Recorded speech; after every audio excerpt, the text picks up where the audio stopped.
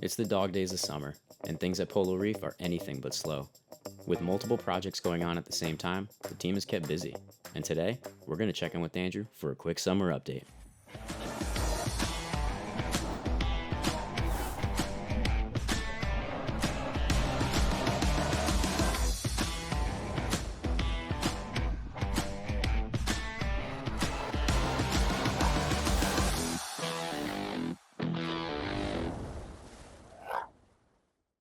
Hello everybody, Andrew from Polo Reef here. Happy summer. Summer is a time where we should all be relaxing and having downtime in our fish tanks, correct? Not the case with Polo Reef. We have a ton of projects that are actually coming to their conclusion. We're gonna start with the 900-gallon drop down. Jonathan, please take it away. Thank you, Andrew. We are running the tank with some blades right now to get some algae growing while we wait to install our Magic 12 units that will be hanging above this tank. We have a bunch of snails that we have in here, trying to keep the algae population under control while we get through our ugly stage. We have developed some dinos that we've added some pods to try to help combat. We've also added some super fresh live rock to increase the biodiversity. We've also actually added some test pieces of coral, being that we seem to be winning that battle, which are doing excellent, by the way. Currently, we have another batch of pods that we'll be adding because the first batch did wonders as far as knocking down our dino population and helping things along. The last major process for this tank is to hang these lights. We have to modify the ceiling so that we can accommodate everything. We got to move some lights back and the speaker into the main room. We got to move the drop ceiling forward in front of the tank so that we have a solid surface to hang all this equipment from. With the progress this tank has been making in the last couple of weeks, we expect by late summer to have some fish quarantined and ready to go into here, as well as a ton of coral that Andrew's been accumulating in our bullpen back there in quarantine. And we should be able to get this thing looking like a reef by late summer. Back to you, Andrew. I'd like to talk to you guys a little bit about the main display now. There are some exciting things and some little minutia things going on with the main display. Let me start with the small things. First and foremost, we made a bulb change, metal halide bulb change in the front. We changed our radium 20K to Ushio 10K. At the same time, we took the white off the 1,000-watt max spec LEDs and made them all blue. The other thing that we've been doing and trying is the new CRC Allen Vo concoction food. And generally, we're liking what we see, especially in the LPS corals. And we could see it basically throughout our lab, much fluffier LPS. SPS vote is still out, in my opinion. Certainly not any worse. The tank is basically being run right now on autopilot. Most importantly, what I'm most proud of and where I'm spending most of my time. Inside filming 360-degree educational and relaxation videos for over 220 pediatric cancer hospitals. This is an unbelievable undertaking to get this tank in that amount of hospitals. Now let's go to the lab where a couple of more capital spending projects are going on. Let's hand it over to Joe Tusi to talk about the two 280-gallon tanks. Hi everybody, welcome to Polo Reef. As you can see in the lab, we got the 280 already cycled, and we are putting in all the beautiful corals that we have on hand. This tank is plumbed and it's been working now for about, I would say, good 2 months. We are also working on, you see, this is the temporary chiller that we originally had, which is not large enough for this tank with the metal halides on. So basically, we're going to be putting a much larger chiller that's going to eventually go into this closet here. We are going to be doing the the dosing through hydros. As you can see here, we've been doing some testing in these bottles to make sure that they are exactly as they claim they are. And there you have it. Back to you, Andrew. One tank already looks pretty fabulous, and we're really excited to get the other one going. But now I'm going to hand you back to Jonathan and Tuzi to talk about the 2500, which is big project in the summer. We have been working on the sump for the last couple weeks, maybe month or so, putting in the baffles, getting it ready to accommodate the rotary drum filter, testing the rotary drum filter, and getting all that situated so that we could actually get this thing running. The way the rotary drum filter works is the water falls from the 2500 and it goes down to the top of that T. Kind of percolates up and overflows kind of into the RDF, and then it flows out the other side of the filter and goes underneath all the baffles and returns back to the side it started on and kind of bells up in that bigger pipe.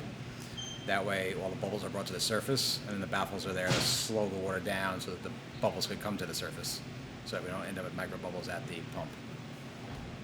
So as Jonathan was saying with this drum filter, one of the biggest challenges we had was the drop of water from the 2500 two-story down, that it doesn't create that big push of water going through the drum where it could overfill it. So we came up with a few different options where we had to test for about a month just doing that, where we had to change piping and so on and so forth, where we could collect that drop of water. At the same time, it's almost also being used almost like a degassing.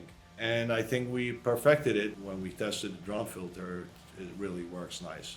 Yeah, and basically this tank is still cycling, which is the ugly last stage of it. The tank had been strictly running on a closed loop, you know, for the past, what, 2 months, 3 months? 4 months, 5 4 months.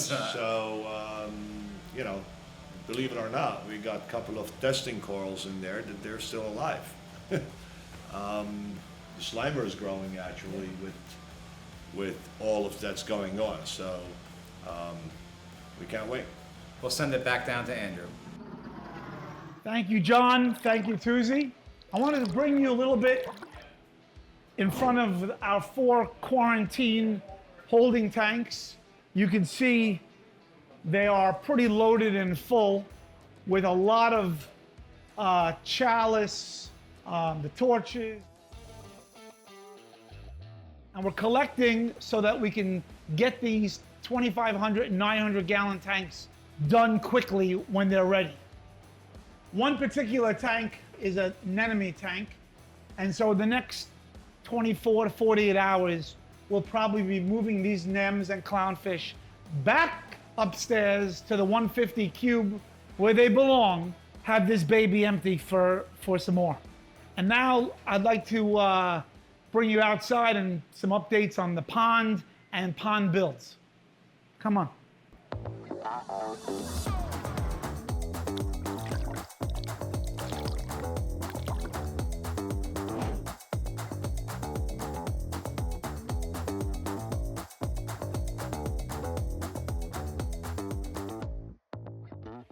Okay, guys, so we're at the pond. I'm just doing a little feeding myself here. It's better to feed these guys more often and less amounts, just the way your saltwater fish should eat. And I want to give you a couple updates what's going on here. I already outgrew this pond, and now I understand what that means. Koi we're getting are of such high quality caliber and competing, and we still have a lot of koi left at the farm to pick up that are ours. We're a little nervous bringing our show fish here for the moment. Secondly, we had 2 or 3 months of flukes that came from who knows where. Believe it or not, flukes are harder to get rid of in koi than they are in marine world over there. A lot of these flukes are resistant to praziquantel, and a lot of the fish have been, the problem fish have been scraped, and I think we're clear. We got pond number 2 with the waterfall up and running. We'll put some lilies and plants, and then the big plans I'm gonna show you in a little bit. Koi can't take a lot of direct sun. It's not great for their skin. They get ulcers, they get redness in the skin. Their lateral line can pop a little bit. They can actually get skin cancer. So we hung this kite up here. It seems simple enough, but it actually needed 4 poles placed in the ground with footings. So that whole process was a bigger deal than we thought. So with that, I'd like to take you to the backyard, which is probably the next koi project. Come on, follow me.